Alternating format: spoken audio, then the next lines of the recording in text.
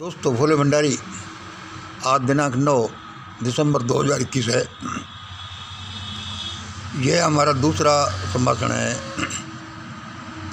आज के देववाणी, जनवाणी, मंगलवाणी। शाम के कोई 5:30 बजे मैंने जो ये लिखा है और जो मैं लिखता रहता हूँ कि भारत में वही हो रहा है और होगा जो ये मंगल कह रहा है। ऐसा लगता है जैसे कि यह गलत बात है और रिजल्ट तो उल्टे हो गए सारे। लेकिन पहले ये सुन लीजिए आज का वीडियो। शाम के कोई लगभग 5:30 बजे हैं। किसान जीतकर वापस घर जाएंगे।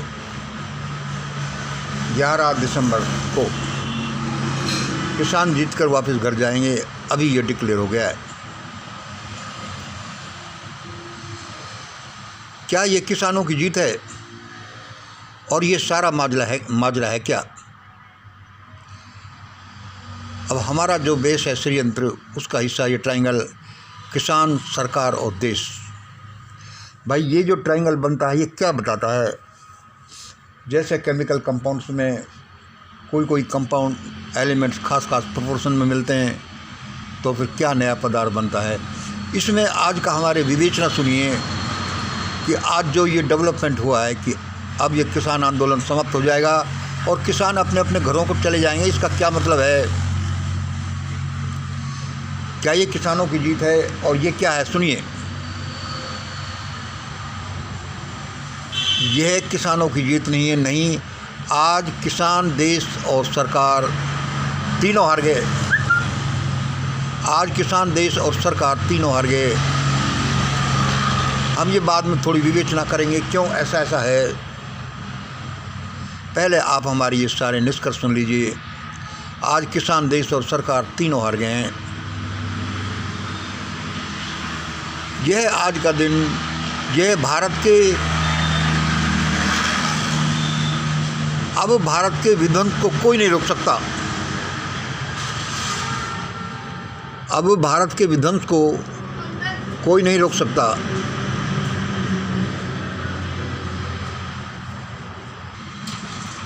दूसरा नंबर क्या है? अब भारत के विध्वंस को कोई नहीं रोक सकता। यह आज का दिन उस विध्वंस की शुरुआत है। आज का दिन उस विध्वंस को घोषित करता है कि ऐसा शुरू हो गया है। आज भारत के 1947 के बाद का सबसे काला दिन है।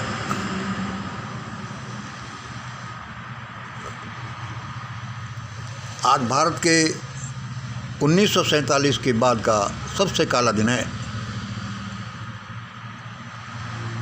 5 नंबर देखिए। अब भारत देश डूबेगा। अब भारत देश डूबेगा। डूब तो पहले ही रहा था, अब ये कन्फर्म हो गया।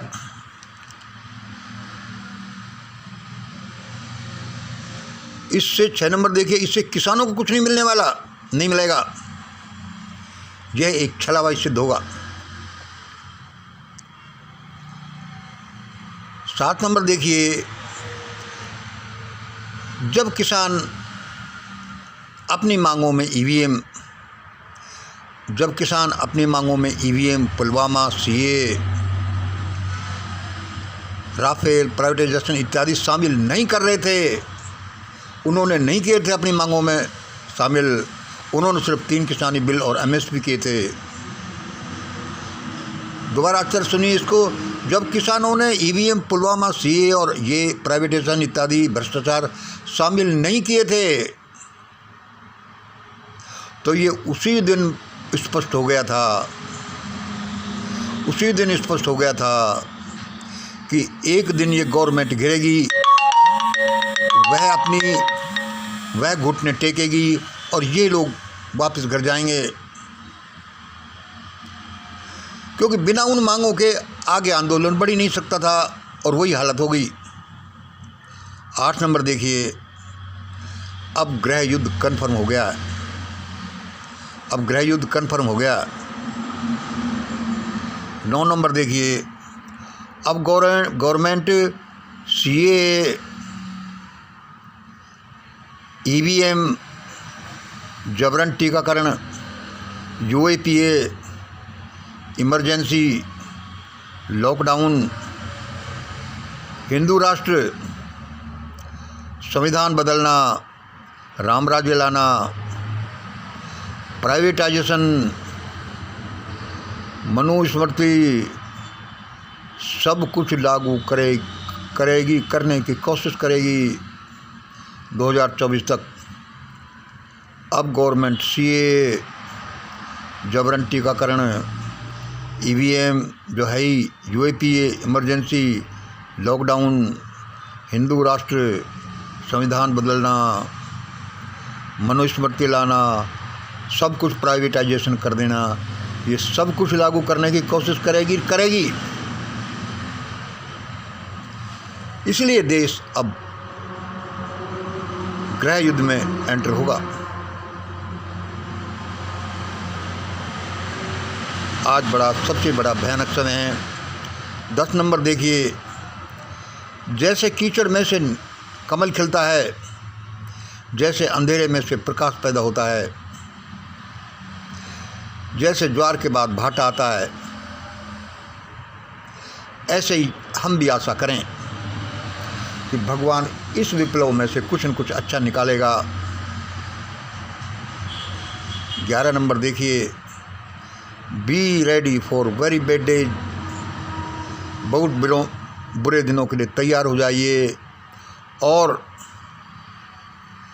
प्रभु स्मरण को तेज कर दीजिए, अपने इष्ट देवों को याद कर लीजिए,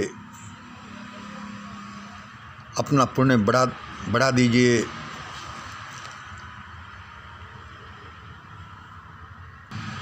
अब थोड़ा सा एक्सप्लेनेशन और कर देते हैं। किसान, सरकार और देश का ये जो ट्रायंगल बना है, यह हमने बताया कि ये बताता है आज ये ऐसा हो गया है। आप कहोगे थोड़ा सा और एक्सप्लेनेशन सुनिए कि भाई किसानों को क्यों नहीं मिला, उनको तो सारा मिल गया। ये किसानों की भूल है, आप जानते नहीं अभी गवर्नमेंट को, किसानों को कुछ नहीं मिलने वाला। गवर्नमेंट की एक चाल है कि अब चूँकि गवर्नमेंट का गला पकड़ लिया गया है, किसी भी तरह से इनको भेजो वापस। गवर्नमेंट सारा वही करेगी जो उसको करना है, और इन किसानों का, विशेष रूप से जो बड़े किसान मैदान में थे, इनका दोबारा गला पकड़ा जाएगा।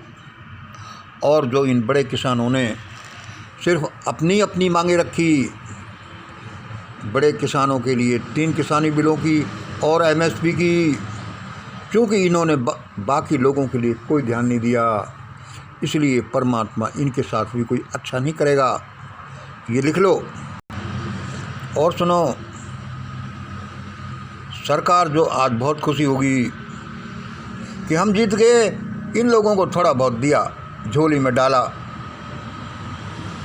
भीख समझ लो, इनाम समझ लो, और हमारी जान छूटी। अब हम करने के लिए स्वतंत्र हैं। तो ये 2021 का ज़माना है, ये 5000 साल पहले का ज़माना नहीं है। सरकार कुछ भी कर ले और वह ज़रूर करेगी, लेकिन देखना, चाहे वो हेल्प देश के लिए कहीं से भी आए, चाहे मिलिट्री में रिवोल्ट से आए, चाहे कोई बाहर के उससे आए, या पब्लिक के रिवोल्ट से आए, या परमात्मा कोई भी ऐसा बनाए, लोगों के लिए हेल्प वह तो भेजेगा। जब डायनासोर के ज़माने में, जब करोड़ों साल से वे राज करते थे, सबको खाते थे और खाने की कुव्वत रखते थे, उसका चमत्कार देखो, उसने कहाँ से अंतरिक्ष से एक घूमता हुआ पत्थर भेजा, मंगल और बृहस्पति ग्रहों के बीच में एस्टेरॉयड बेल्ट में से एक एस्टेरॉयड से टकराया, उससे एक टुकड़ा निकला, वह पृथ्वी पर आया, साइबेरिया में टकराया और पूरी डायनासोर सभ्यता का नाश हुआ। इसी तरह से देखना, जैसे मिस्र की सभ्यता, बेबीलोन की, मेसोपोटामिया, हड़प्पा, मोहनजोदड़ो की, जैसे कितनी सभ्यताएं नष्ट हो गई, ऐसे ही भारत में इस शैतानी सभ्यता का विनाश होना तय है। मेरे विचार से तो ईश्वर ये खेल खिला रहा है, लेकिन इस खेल से एक भयानक दौर शुरू होगा, इसमें कोई दो राय नहीं। Let us pray to God to do everything good. ईश्वर से प्रार्थना करें कि सब कुछ अच्छा हो जाए। बहुत बहुत धन्यवाद। आज इतना ही। जय हिंद, जय भारत। चिंता मत करो, परमात्मा कोई न कोई अच्छा देगा ही। जय हिंद, जय भारत।